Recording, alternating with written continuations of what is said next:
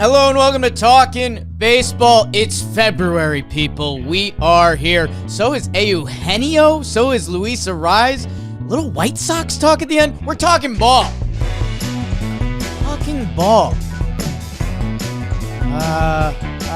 Emilio Pagan.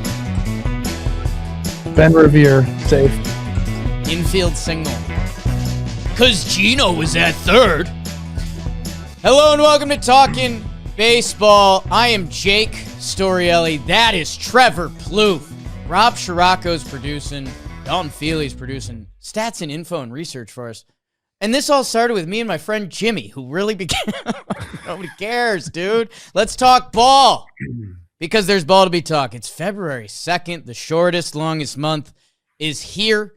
A weird sports weekend. No football. There's only one game left. And baseball got involved a little bit. Jordan Hicks traded. White Sox kind of put together a little offseason on us. Get ready for team profiles and projections. Coach, some WBC stuff. We got a lot of ball to yuck today. I like it. The baseball gods have given us some topics. Let me tell you this: you have a very tough time pronouncing months. It's tough. It's that the R in February does not need to be like enunciated. Okay? Oh, I thought you were talking about the word months. I think February. I think you gotta. I was just gonna say I thought you had to hit the R. I might pass on that one. Yeah, okay, that's fine. I can't be perfect. Can't be perfect. December and February have you in a chokehold. September. What? How you doing, Coach? You stepped away. You got any stories for the people? Yeah, I mean, people know. Went to Cabo. I'm like red. I'm not really tan. Hopefully this turns into something. We kept saying we want to be Cookie Brown, baby. Cookie Brown's where I want to be. Not there yet.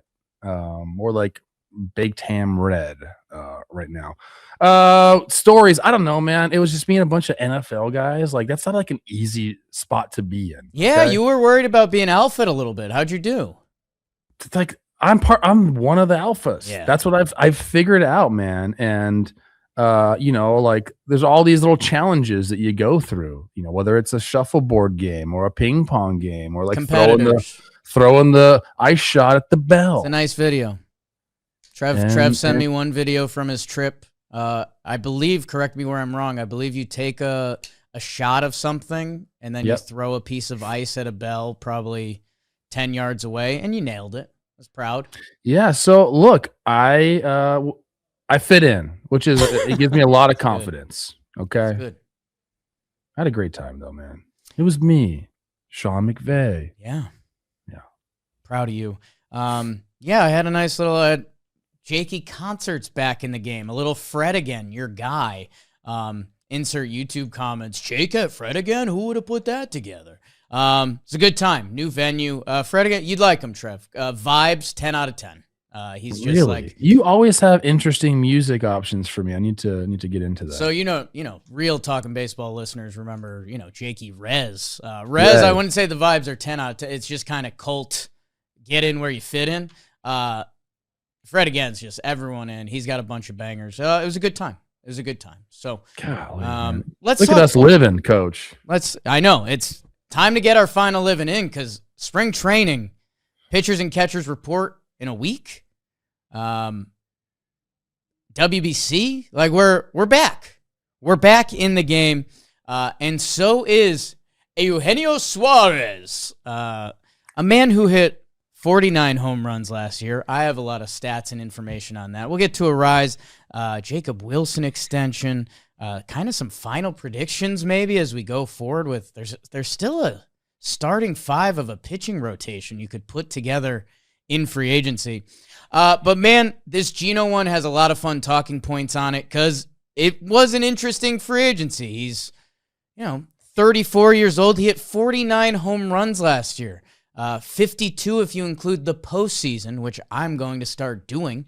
And the questions were like, he strikes out a lot. The defensive numbers didn't like how he played third base last year. We always laugh when we stumble on his page that he's had a very impressive career that we were wondering, hey, was this going to be 2 years and a ton of money? Was this going to be 3 years and a medium to a lot of money? Instead, it comes out 1 year, $15 million to the Cincinnati Reds. A little bit of a return for Geno. $16 million mutual option for 2027. Just a reminder, I don't think a mutual option's been picked up since 2014. So I wouldn't factor that in. No trade clause, no real incentives or deferrals. This is it, Trev. He had a tale of two cities last year. Great, amazing first half, a lackluster second half after he got traded. I don't know. There was a little shock from the general baseball fan. I guess, where were you at with this? The first thought I think, everybody had together was, wow, my team could have done this deal. I know we say that a lot on the show, and because it's true. A lot of teams should have been in on Geno at this number, and maybe they were. There's rumblings that the Pirates actually offered him 2 years at this price, and he ended up wanting to go back to Cincinnati for 1 year. A lot of thoughts. So I think we are seeing a little bit of hesitation, possibly from clubs and then also from agents about this collective bargaining agreement and saying like, hey, like once there is a new agreement intact, like teams are going to be more apt to go out there and kind of spend. So if Geno's thinking that way, hey, let me get my 1 year here. I'm very comfortable playing in Cincinnati. It's a good hitter's ballpark. If I have a similar season, we have a new CBA ratified and things can be better for me. I think that's the thought process as far as turning down the Pirates 2 for 30 and taking this 1 for 15. So I do think the Pirates are actually can be for a guy like Geno could be a fun team to go to right now. I just think he's thinking more about the CBA and whatnot. But yeah, look, for the Reds, it makes all sorts of sense. And I know there's like a lot of hesitation between teams because, he's got like one superpower and then the rest of the powers like really aren't there. So he's a one-dimensional type hitter. I think teams need to start really focusing on it. This comes into play, but in my mind, it should matter more. Like, does he fit on our team? If I look at his overall profile, it's okay, he's got a lot of swing and miss. The defense isn't really there. But like for the Reds, we need somebody in the middle of our lineup that can hit homers. Like 21st in homers last year. I think the team leader had 17, and it was Ellie. I think you see a guy like Geno who you could put in that 4 spot, bat him right behind Ellie. He makes your team better. And for a 1 year investment in it, I think it makes a lot of sense. We're going to talk about Luis Arraez, and I'm probably going to say the exact same thing about him. Geno fits the Reds. He fit what they needed, and I think the Reds did a good job, obviously, identifying that and then bringing him back. So, last thing I'll say before kicking it to you, the 1 year 15 seems light, but I do think the second half last year when he did get traded to the Mariners didn't perform. I know he had a couple hits in the postseason that changed the narrative a little bit. I think that cost him money. Like if you flip-flop the halves, bad first half, banger of a second half, for some reason I think he's looking at maybe more options there. Yeah, I guess, man, I think it's very easy, and this is also the stance that I land on. I think it's very easy to be like, what? Like, hey, Eugenio should have got more money. 49 homers last year. That's kind of the knee-jerk reaction. And I don't know, have knee-jerk reactions. Like that's the beauty of Twitter and stuff like that. Like we record Talkin' Yanks after each series because we still want to be hot. Like you wake up the next morning and you're not as pissed about that relay throw, but when we record it that night after the Yankees lose a series, be pissed about it. That's kind of the beauty of fandom. So instant reaction, I was like, no way. I know he's got swing and miss. I know the defensive metrics weren't there, but 49 home runs, that's a lot. And then at the same time, I'm the guy like a lot of other baseball fans were talking, that Toronto approach last year. How cool was that? And great. And I hope that does continue to like revolutionize and evolve baseball a little bit. Eugenio Suarez is a really good baseball player. Like sometimes we just go too far and we focus on the what can't you do. And then even if we zoom in on what can you do, like you mentioned, he has one superpower. It's the superpower that every team craves. It's hitting home runs. 325 career home runs, 49 last season. But like if you go back to 2024, he was a 256 batting average. Like It 319 on base, a 788 OPS. So, okay, it was only 30 homers for him the previous season. And like almost in a way, it feels like he would have got paid more if he did that than the 49 home run season, it's a little bizarre. I get it. You have to do some mental gymnastics either way. I don't know, man. I know the Pirates were in on this, and hey, again, Cincinnati probably did have a leg up. The fact that Gino used to play there, the fact he knows that franchise, the fact it is a known hitter's ballpark, that if Gino is in a way betting on himself a little bit, that is a safer bet than going to PNC for 1 year. I think the interesting side to it, it seems like he's going to DH. Young Sal Stewart is slotted in at first base, a big prospect for the Reds. At third, they traded for Ke'Bryan Hayes, which obviously defensively, you're not going to find many people that do it better. Man, I just think we get all of the front offices are like on the same page now. Like all the front offices have a lot of the same analytical information. That's how they process and make decisions. Sure, some of them maybe think they have a little secret sauce here or a little secret sauce there, but a lot of these guys are connected. A lot of these guys have the formula that, Gino's contract offers all landed in the same space for how they project him for this year. And there's a lot of swing and miss, and that's one of the things that teams believe in consistently will be there. Well, Gino's had swing and miss his whole career. I get being a corner infielder and being 34, like as the age starts to get up there, that starts to become a slippery slope. I don't know, man. If he runs it back, what he did last year, it's an amazing contract. If he runs back basically any of the past couple seasons he's done, it's an amazing contract. And I know Mariners fans don't like to hear this, but Seattle, where he got traded to, are his like career worst numbers. So, and that's still a 112 career OPS plus. So I don't know. I think all of the analytics being on the exact same page hurt Gino's free agency. I think he should have had more demand than this because I have some more like stats and information of my own on it. But Trev, end of the day, he's just a good ball player that you could plug in the middle of your lineup. Like maybe we don't need to go too much further than that. No, not at all. And the only thing that he would have to do to change like his his stock in the eyes of these teams is like up his walk rate a little bit. Down last year. And I think that is something that can change from season to season. It can go up. It doesn't have to always just go down with age. You made it a point. You said, where's he playing? DH. Has he ever done that for a full year? No. So a guy at his age, it's going to help him. Like it's going to help Gino. I know it could go both ways, and some guys like it and some guys don't. For me, if a guy like Gino doesn't have to worry about playing the field and can just kind of like get his body ready, he's going to get, I guarantee this, he's going to take more swings and work more in the cage this year than he ever has in his career because he's going to have more time, coach. He's not going to have to focus on his defense as much. So like, do you think he's going to see the ball a little bit better? You're out of Seattle where nobody can see the ball and back in Cincinnati where you love hitting and you're taking more reps in the cage. Like I almost guarantee the walk rate goes up this year. So I think this is a savvy move. I think it's a savvy move by the Reds. And it wouldn't surprise me. I don't know if he has a great year this year, does that mean like next year he goes out and like gets a 3-year deal? Probably not.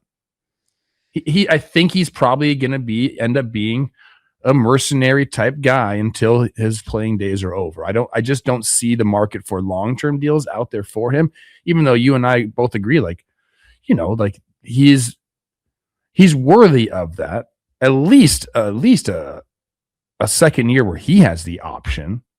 Right. But it's the DH thing is going to be the difference for me this year. And again, he just fits with this roster. So love the move for the Reds. And also, I don't know. I like Gino. I like him. Hey, we're clubhouse guys. I think that's a guy you'd love to have in the clubhouse. And yeah, like you mentioned with the Reds, fit-wise, Ellie with 22, Steer with 21. Those are the home run guys for the Reds last year. They had 22 last year? Yeah, Ellie had 22. So we're talking more than double. That's more than those two combined. There's a little math for you. This show is sponsored by BetterHelp. With Valentine's Day around the corner, whether married, dating, single, the truth is most of us are still figuring it out and finding our way, no matter where you are in your romantic journey. Therapy can help you find your way, help you determine what you want, what feels heavy, and how you can take some of the pressure off yourself. BetterHelp. Find the person that matches you. You take a survey. They match you up. They got 30,000 therapists in their network, so you could find the right one for you. And if it's not working, you try another one. Find the person that you're looking for. Make yourself feel comfortable with them and yourself. This month, don't wait to reach out. BetterHelp makes it easy to get matched online with a qualified therapist. Sign up. Get 10% off. BetterHelp.com/talkinbaseball.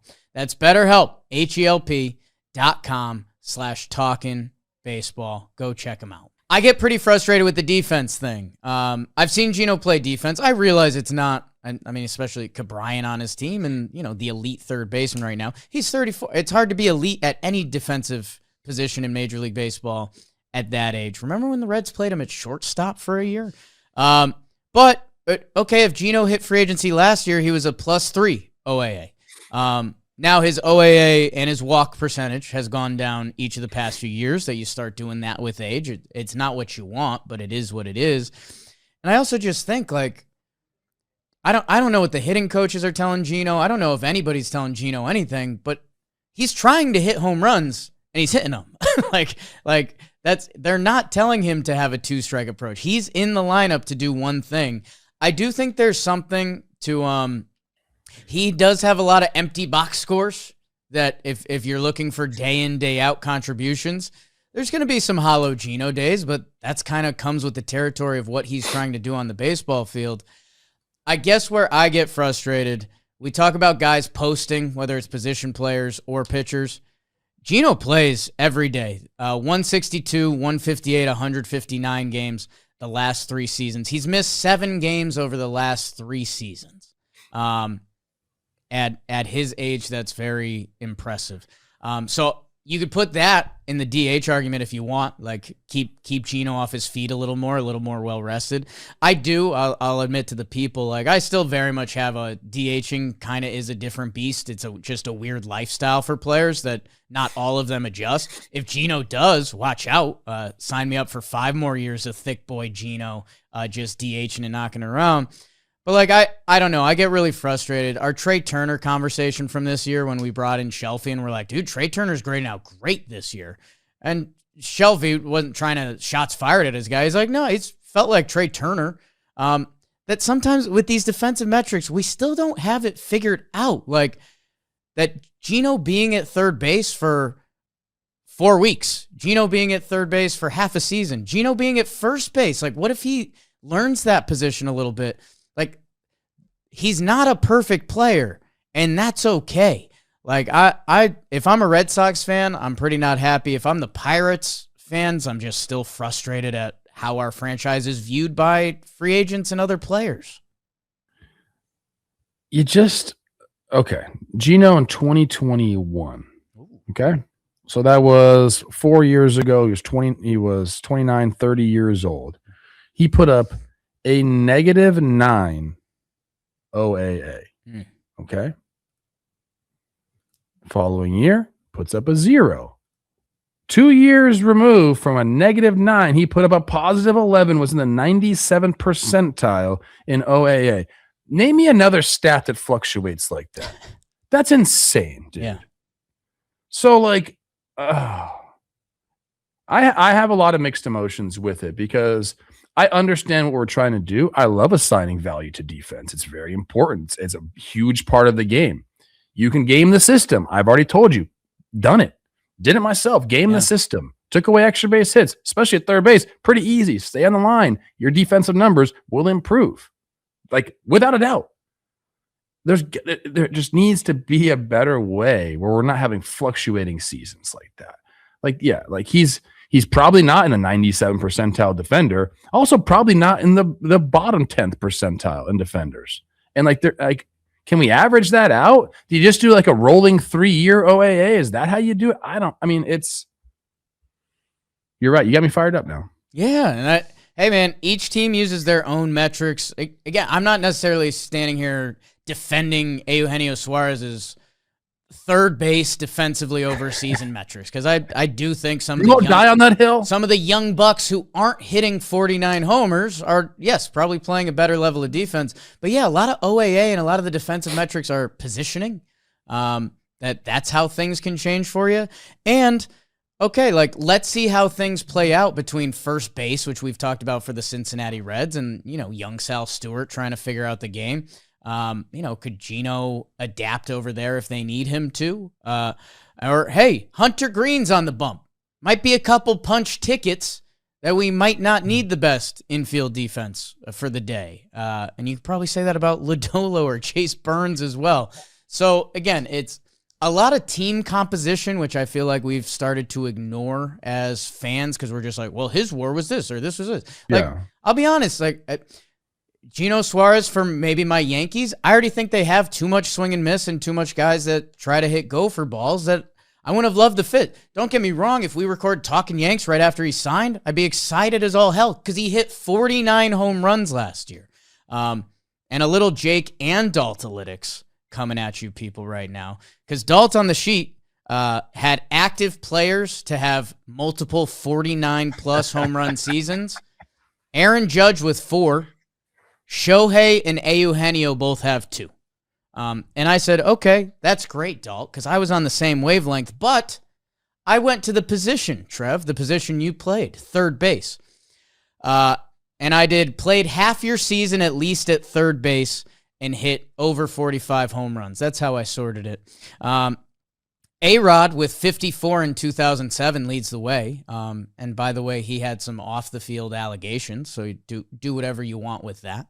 1969, Harmon Killebrew hit 49 for your Minnesota Twins.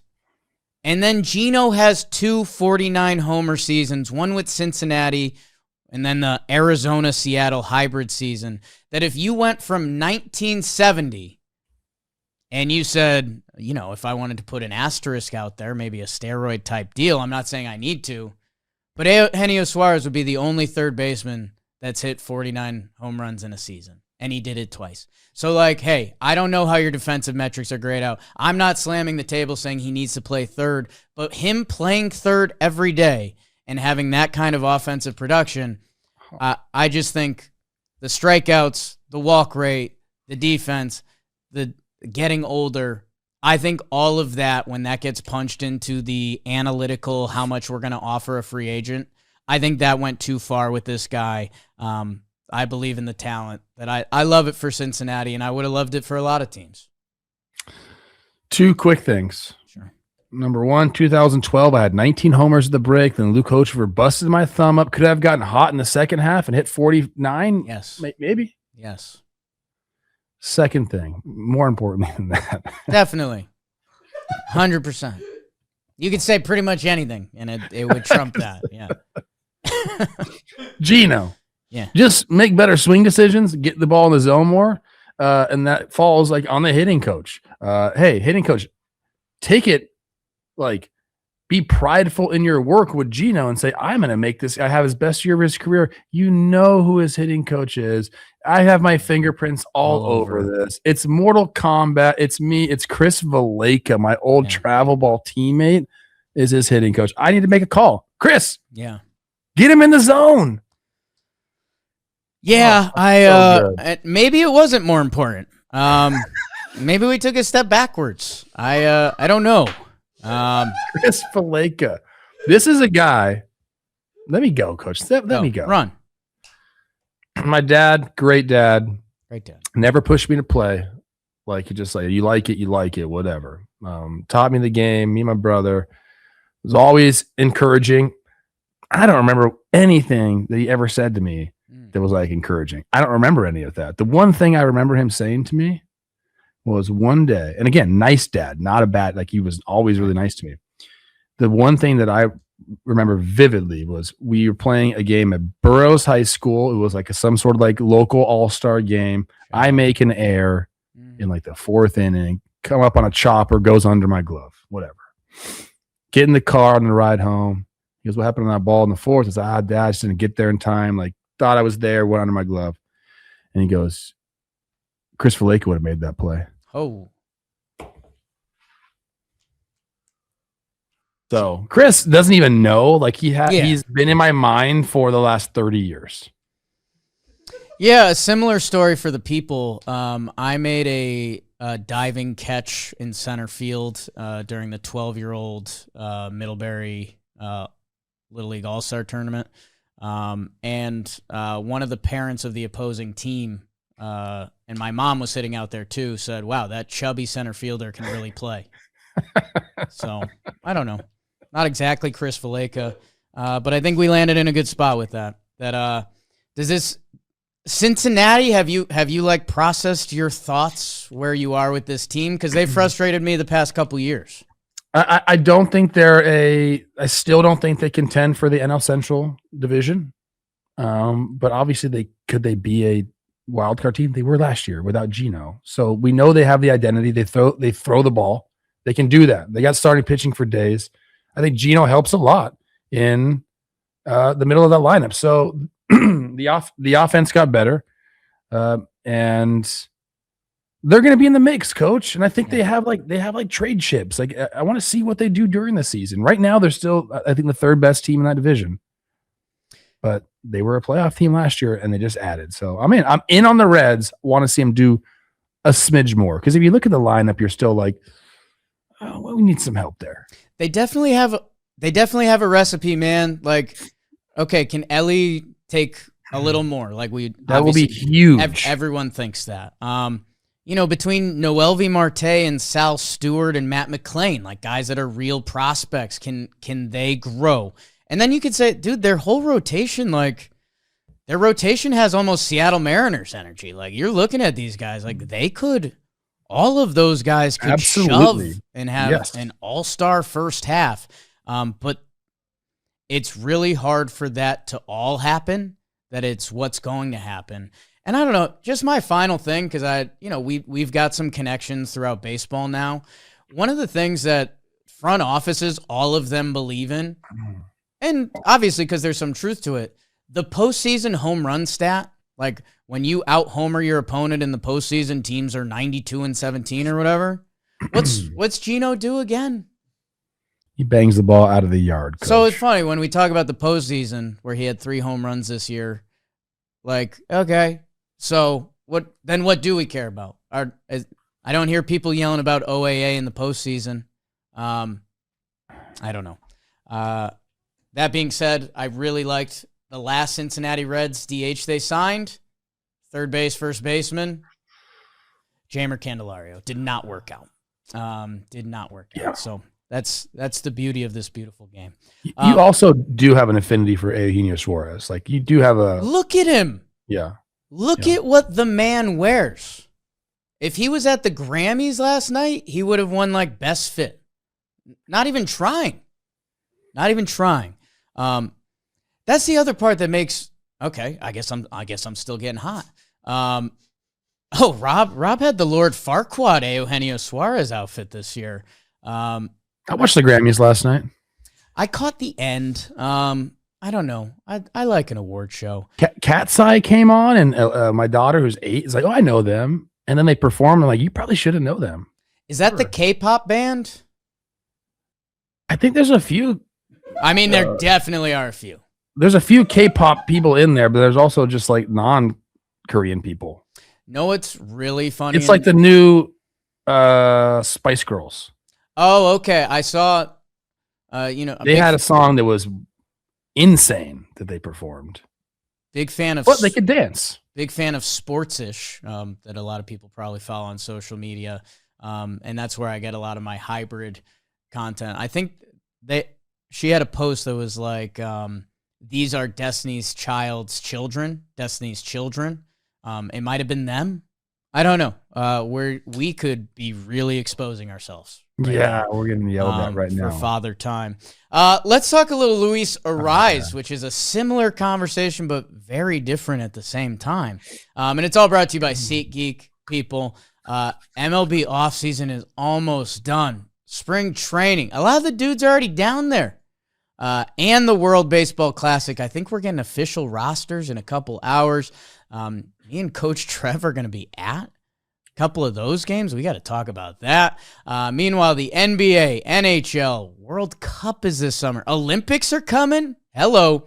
SeatGeek, they're the place you need to be. 35 million downloads. SeatGeek is the #1 rated ticketing app. And with code TALKIN2026, save 10% off your next set of tickets at SeatGeek.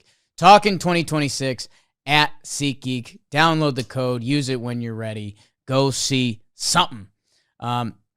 Trev, Luis Arraez. Man, I'm not throwing out the C word because these are very different. 1 year, $12 million. But it is just funny. These two, they're hitters. They each have the opposite hit tool. Luis Arraez as all contact as you can get in the sport. Eugenio Suarez all power as you can get in the sport. Luis Arraez signs with the San Francisco Giants, reportedly to play some second base. The man is a 3-time batting title champion. The defensive position has never been there. He's been playing a lot of first base in his time in San Diego. And yeah, man, the San Francisco Giants recipe gets a little... You look at the ingredients, you can get excited. You can also get freaked out when you look at the other teams in the division. What do you think about Arraez, Coach? What's the C word you were trying to avoid? So collusion, I guess, yeah, for people that tune in. I don't know, it's just funny that these signings happened around the same time. Gotcha. Just a little bit. Not a lot of it, just a little bit. I don't have the other C word correlation for that. I didn't find that, but okay. Oh. What was your K-pop band? A lot of C words. What was your K-pop band? I got to look this up. Cat's Eye with a K. Cat's Eye with a K. All right. Yeah, check them out. I mean, I don't know. There were some good performances, some bad ones. I think their performance was good. Didn't love the song, for being honest. Okay. Anyways, what do I think about Luis Arraez? You mentioned ingredients pop. And anybody that's been in the kitchen, cooking in the kitchen, whipping it up, you know, like there are just times where it's like, all right, like what is this missing? Olivia asks me all the time. She's cooking. What's this missing? I come in. I'm like, bam, I know what's missing. Dang, same thing. I'm cooking. Liv, what do you think? More spice, whatever. Boom, nail it. Luis Arraez is and he can be and is that type of ingredient where like last ingredient makes it. It makes it. Him and Gino are very similar in that regard. Like, hey man, guess what the San Francisco Giants do? They strike out a lot. A lot of guys will swing and miss. Not a team that hits for average, right? So insert the guy that hits for average and doesn't strike out a lot. Like he makes sense here to me. Right now, Fangraphs has him like top of the lineup leading off. I kind of love it. Like put him in front of Devers. I know he doesn't run, and that's like the one thing I wish he would just like run a little bit better. Because I think the conversation would be completely different when we're talking about Luis Arraez if he could steal bags or like just be like a proficient base runner, which he hasn't been. But you put him at the top of the lineup. You let him get a pitcher all frustrated with that first at bat. Hopefully the on base comes back because I think that was what was missing last year as well. You know, he's had a couple of years ago, he was a 390 on base guy. If he can get kind of back up into that area, high like 360 and above, I think that changes everything. But putting him at the top, letting him set the table, getting a guy frustrated, then all of a sudden, then you have the big dogs. So you have Devers, Adames, Chapman. I think it makes sense for this team. Second base is interesting. I know we just had a talk about defensive metrics. I don't think he's the guy that necessarily passes the eye test either when we're talking about second base. So I will say that I talked about Chris Valleca welcoming a challenge. Ron Washington is on board in San Francisco.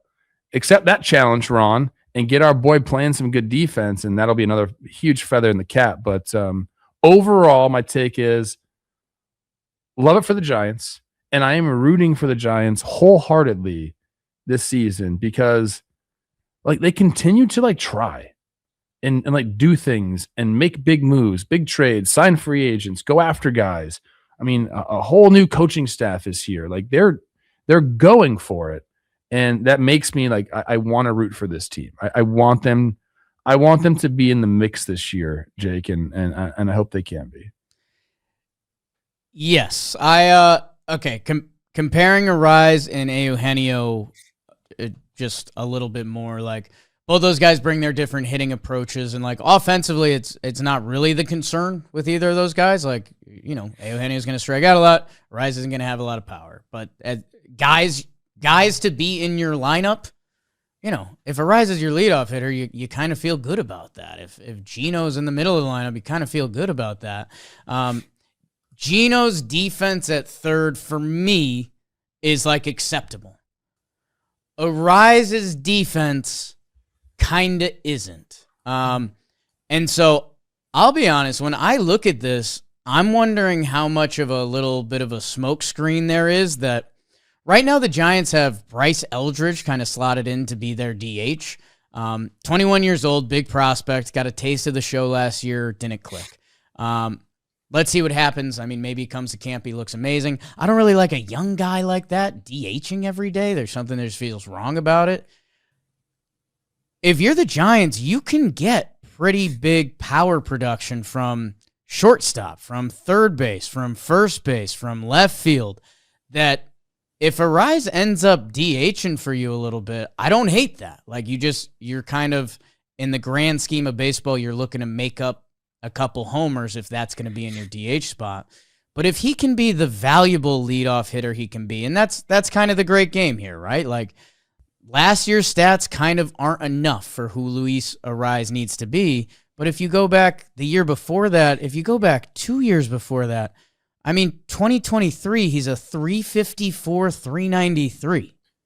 Like, what? The year before that, he's 314, 346. So I'm a bet on talent guy. He clearly has the talent. Like, he's still squaring up balls better than anyone in baseball. You wonder if there's any hitting coach or players that can get in his head to help out, because the skill set is clearly there. The hardest thing to do in sports, he can do that. He can make contact with the baseball. It's just making it work enough that I just think it's fun. It's kind of what you said about the San Francisco Giants. In this world of baseball and numbers we live in right now, that it's, half the front offices were stoked that the Red Sox got off Devers' contract, and we're sitting here like our fist is clenched for the world of baseball. How can you do that?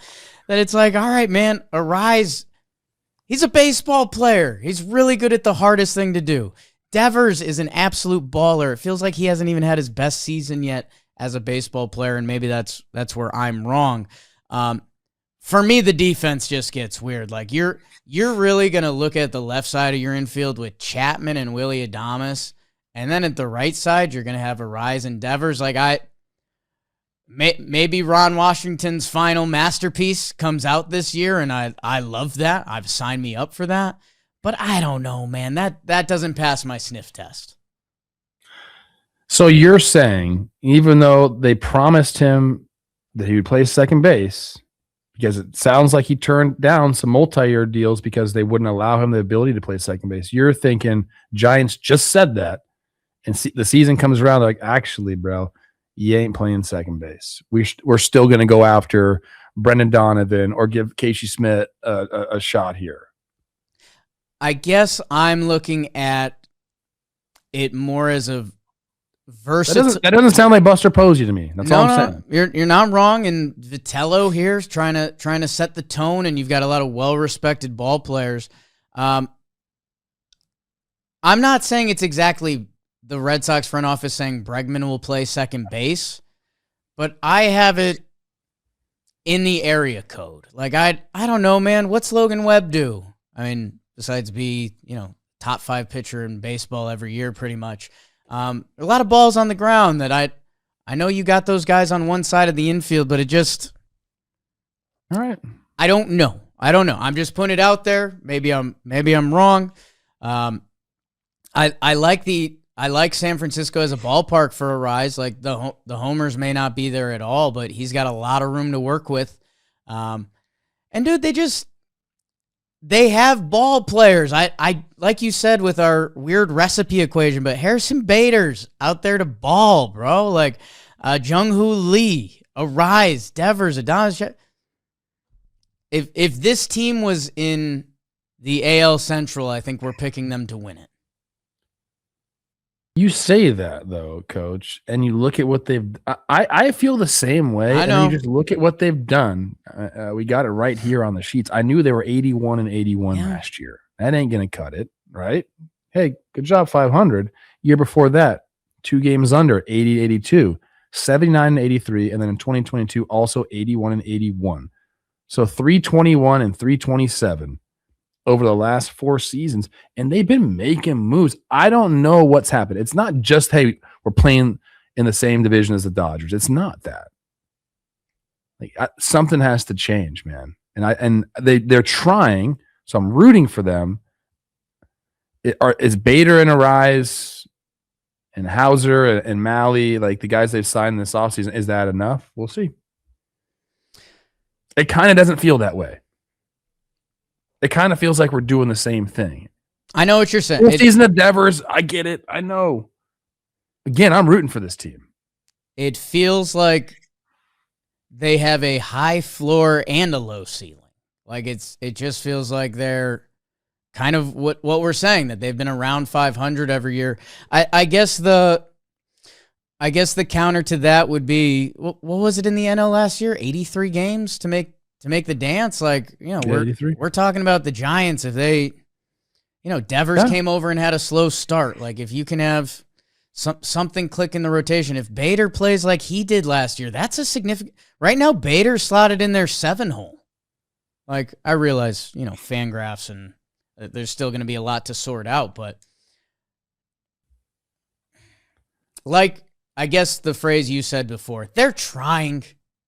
Like, for the handful of teams we could go around the horn and be like, is your front office putting a dedicated effort into trying to improve and make this team better? I think they are. I think if they made one more move, we'd be hot to trot. If they were the Framber team, like, yes, we would be, they could enter winners of the offseason conversation. Not that a lot of time works for teams.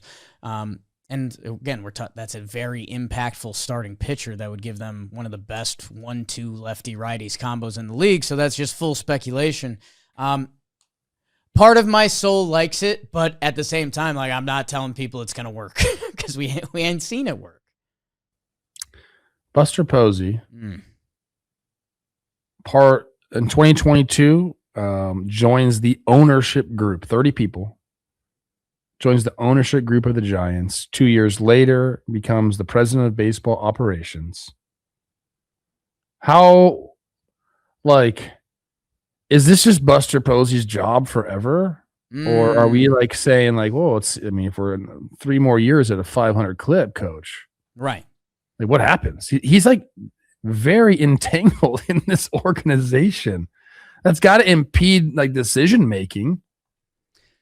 As far as his future is concerned, I think it's fascinating, man. I just saw our president of baseball ops get canned for the Twins. And I thought prior to the new Tom Pohlad taking over for Joe, they were as thick as thieves, man. And then this has all changed. I'm just thinking out loud right now. I guess I would say Posey took over as president of baseball ops in September of 24. So last year was kind of his first season. Yes. So I think, how long's Buster going to have? He's made some big moves. He has. But we can't even grade him yet. I'm just saying, Coach. Right. We're 4 years down the road. And we're looking at the Dodgers continuing to do what they do. Giants kind of just in the mix, but not really in the mix. I'm just curious. Right, but if the Giants pop this year and have 92 wins, I don't know, wouldn't it be? I think they're a team that has that potentially. You just need the baseball guys to go right. This is just a weird Jakeyism, and maybe I'll work this into our annual betting props before the season. I feel like they have a ton of streaky guys that if there's a Giants for longest win streak this year, I think Jimmy went for that one year and got it. I could see that. Adames, Devers, Bader, these are all when they go nuts in a hurry. That if that happens in April, Mets fans turn off your ears, but with the new playoff format, if you get off to a big start, you gotta really miss it by the end of the series. The Mets didn't have any starters. Like, they literally ran out of starting pitching. That if the Giants could fall into one of those, then we're talking about Buster Posey as a San Francisco staple and icon. He already is. Correct. And my apologies there. But like, he adds to it that it's like, Posey could be the GM for 20 years. We love this guy. He's the next Cashman. He's like John Elway. He's like John Elway. What John Elway did. Some mixed reviews in Denver. He got the ring. What a Super Bowl. He got the ring. That's all that matters. I mean, he brought in Peyton, but part of the reason Peyton came was because of John Elway. So that's your guy. Forgot about that. We'll talk Broncos right there. Couldn't even throw by the end. They just got it done. Pretty crazy. Super Bowl week. Tony excited? Tony Vitello. Yes. The new Gabe Kapler. I think there was Giants Fest this weekend. I think I saw Willie Adames showing up and showing out. I'm into it. They're going to be one of my teams that I watch more closely than others this year because they have a lot of fun storylines. Ton of fun storylines. Yeah. Reds and Giants, man. And was I chopping it up with Matt Chapman this weekend? Yeah, of course. Yeah, you were. All right, let's move on to we got some young A's core. We got Jordan Hicks and the White Sox coming up. It's all brought to you by our friends at the DraftKings Sportsbook. Big week. Super Bowl 60. That number keeps freaking me out a little bit. Super Bowl 60. Built for the moment. DraftKings. People, I'll go off script because they like that. It's the Super Bowl. Like, if you're looking for weird, silly bets to get involved in, it's all over the board. Gatorade color, any prop you could possibly be looking for, DraftKings has it. And if you're a new customer and you bet just $5, if your bet wins, you get $300 in bonus bets instantly. What a time to use them.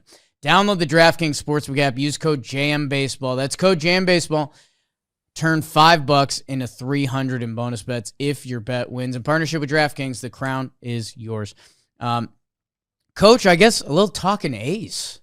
Finally, Jacob Wilson gets that extension. 7 years, $70 million, a club option for the 8th years. They locked in 2 of his free agent years, which if Jacob Wilson can be the player he was last year or build upon that, my goodness. Second largest deal in Athletics franchise history, trailing only Tyler Soderstrom, who signed one of these deals recently. And now the A's sneakily, they've locked up a little bit of a core. Brent Rooker, Lawrence Butler, Soderstrom, and Wilson, all under team control. 4 of those guys through 2032, Rooker through 2030. And I don't know, man. The A's had a really good, they were 35-29 after the All-Star break. And just who this organization has been, I know we unfortunately get sucked into all the off-field stuff, but because of the way they operate, normally the A's go missing for 3 to 5 years, and then they kind of get back in the scene for a 3 to 4 year run. And it feels like we're sneaking up on that, Coach Trev. Yes, I agree with you. I love the signings of all these guys. I love this offensive core. I love watching Jacob Wilson play. Like, what an enigma he is. Again, got to broadcast, called these games. Got to see up close and personal how he approaches the game pregame. And there's just nothing. You like watching Jacob Wilson play the game. First of all, action is coming. The guy swings it nearly every single pitch, and that's not an exaggeration. So I love the core. The core is great. And I agree with you. It does feel like a very Oakland A's thing to do is have this awesome core and then give it a run for like a year and then break it all up, which is sad. The difference here, man, is it's just you can have the best offense in the world, but like they need guys on the bump. They don't have that, man. So it's always going to feel a little bit empty until we see a massive improvement there. JP Sears is gone, so you got Springs, you got my guy Jacob Lopez twirling the pill up there. But like they're just going to be hard pressed to, number one, find any free agent pitcher that wants to go there. I guess there's some guys still out there that like will be desperate for a deal. Maybe you go after one of these guys, whatever it is. But it's difficult to say, hey, come pitch in that ballpark, man, because it's not an easy place to pitch in whatsoever. So I don't know, I'm excited for Jacob Wilson. Another team, very, very fun to watch. But until we see improvements on the pitching side, it's just like you can't get excited about them. Yes, comma. I don't know. Again, unfortunately this will be a bad comp for our Athletics fans out there, but when Cincinnati started getting going a few years, I got all hot to trot because I like their lineup.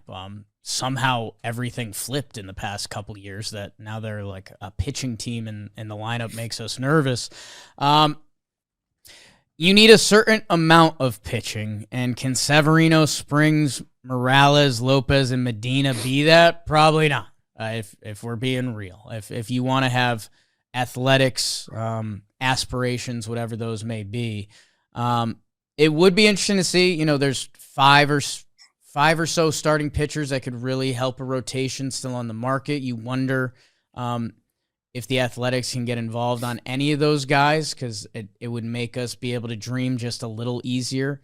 I mean, the question for me would be like,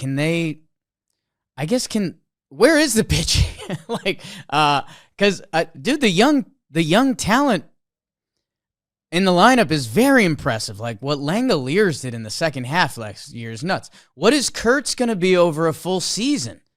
Like, he's kind of the dude now that if he's that guy, like, is he Yordan Alvarez? Because then that would change how you'd feel about the Athletics' whole rotation. I don't know. I feel every year we because it's easier to tinker with the pitchers and develop that, you know, could we be in the middle of May and it's like, hey, these Athletics can throw the ball a little bit? That can happen. That I guess that's where I think they have a little more upside than it currently feels like. Two of the guys that are listed, you know, when they're talking about the A's team, pitchers that could come up, are a guy named Gage Jump and Jamie Arnold. Gage made it to Double-A last year. Great. They're all like, these are top 100 prospects.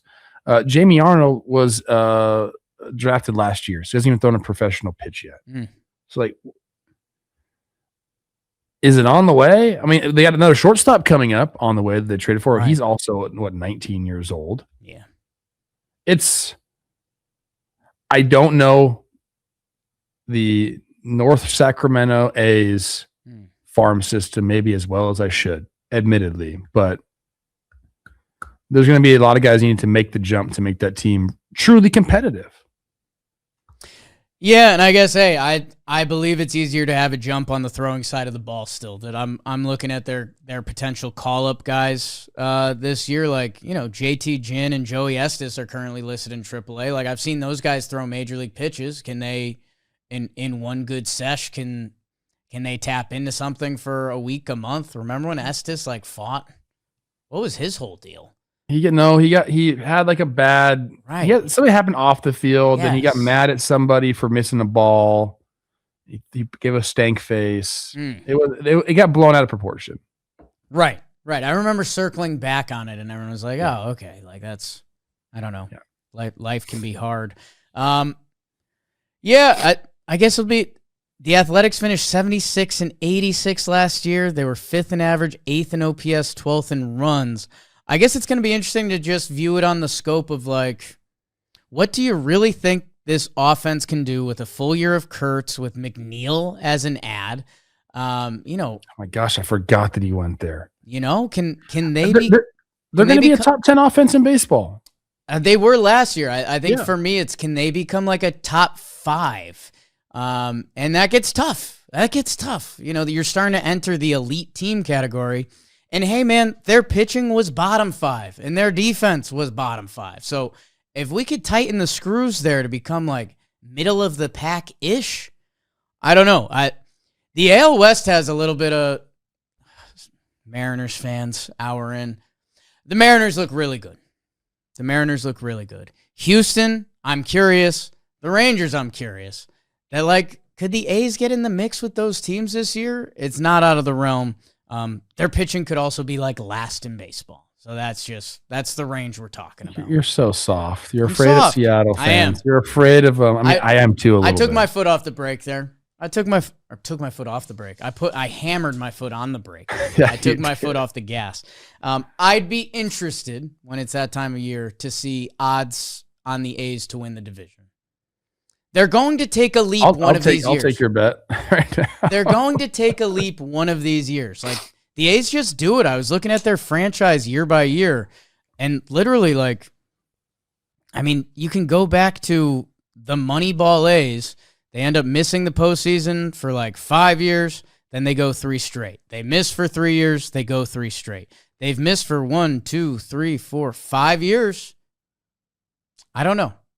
Before those the 2018 Athletics with Chapman, Simeon, Matt Olson. Like, I don't know if they have that part too. But like you mentioned, there's always an A's pitching caveat between Moneyball, between Bassett, Manaea, and some of those guys that it does feel light there. It does feel light there. But if your guy Jacob Lopez makes the leap, I love me some Jacob Lopez. Everybody knows that. Everybody knows that. Max Muncy, the other one, the young stud, he has a chance for a massive, I don't want to call it a bounce back year, but like, he has potential to grow in the offense. Like, this can be a top 5 offense. Yes. Why not? Why not? Come on, pitchers. Come on.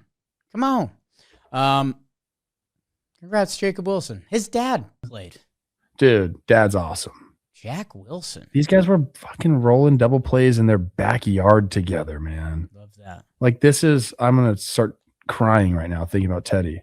Okay. Well, let's do nothing to do with me in baseball. It's tough. Wow. That's kind of, I don't want to say that's a win, but I don't know. Could get weird. I think I've talked about this a little bit. Like, there's a little resentment. I can feel it. Yeah. Teddy resents that you were I think he likes it, but he doesn't want that to, like, he doesn't always want to hear that, you know? I get he's that. his own person. Right. So I'm fine with, dude. Yeah. Become your own person. I love that kid. Yeah. He's your son.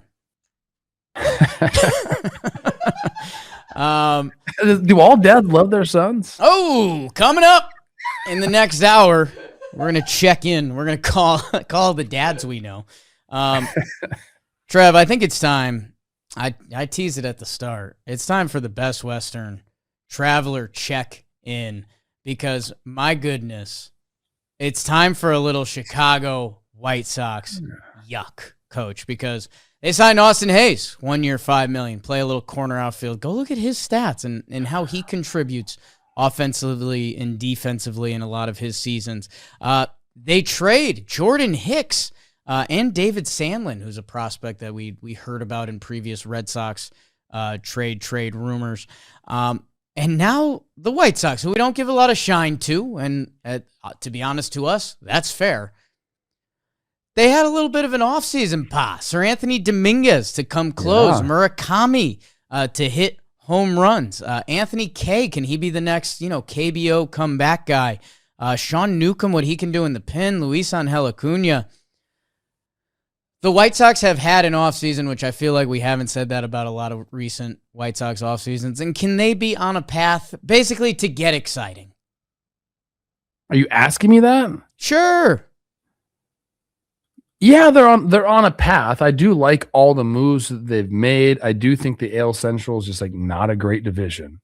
All those things point to, okay, can Chicago get in the mix? Like, what's Colson Montgomery? Like, give me that. Like, there needs to be a lot of young guys stepping up, a lot of guys who we haven't seen a ton on the diamond stepping up. But at least this year, as a White Sox fan, and I've again seen it over the last couple of years. I mean, there's been really a bad just energy around the franchise, and nobody's showing up to the games. All that. I think there's enough here now, and they did enough during the offseason where they're going to get the preseason spring training hope bug. I don't think they've had that for a while. Agreed. And that's a good thing, man. Like, you finally move on from Luis Robert. Like, it feels a little bit different. You went and got a Japanese star to come play on your team. Like, I think the optimism will be there for White Sox fans. Will there be some skepticism along with it? Yes. But I think from what they've done, they deserve to feel that like spring training, like, hey, why not us type of hope. Right. You're looking around the horn, and it's, Kyle Teal, ball player, Colson Montgomery. What is Murakami? Can Vargas find a little more? Draw. Your guy. I get excited about Edgar Caro. For me, trading for Jordan Hicks, and he's saying the right things. Let's go back to the bullpen for me. Like, let's at every time that I feel like I see one of the historically bad teams, whether it's the White Sox, couple A's recent teams, who else was historically bad? There's the Rockies. Those teams, the thing that stood out to me, obviously not the most talent on the field, but their bullpens were like horrific. That feels like one of the things in baseball, if you can control it a little better, and whether that's Sir Anthony Dominguez, like, what if Jordan Hicks could tap in back to his bullpen ways? Like, hey, we tried the starter thing, man. Last year got really ugly on him. Let's just reset, fresh start. That if we can make that when you have a lead in the fifth inning of a game, you start feeling like you're going to win instead of like who's going to blow the game, that can feel different. And then if the boys have a day at the office, you can start playing some winning baseball. So you're right. It's not exactly the spring training hope springs eternal, but it's like we can play some ball. Like we cannot get rolled every series. How about that? Indiana is so hot right now. Yeah. College football champs, no doubt about it. Kyle Schwarber, second in the MVP, Indiana guy. Yeah. Colson Montgomery, also from Indiana. Okay. I mean, the season he put up last year, 71 games, ends up hitting 21 homers, driving in 55, over 162. Coach, all right. What would you say to a guy that has 48 homers and drives in 125 at 23 years old? Would you like that? Say the next Eugenio Suarez, 3.3 WAR last year in 71 games. So like they're feel have the hope. I think it's warranted. Have the hope. All right. Thank you, everybody. Welcome to February 2nd. Was that everybody?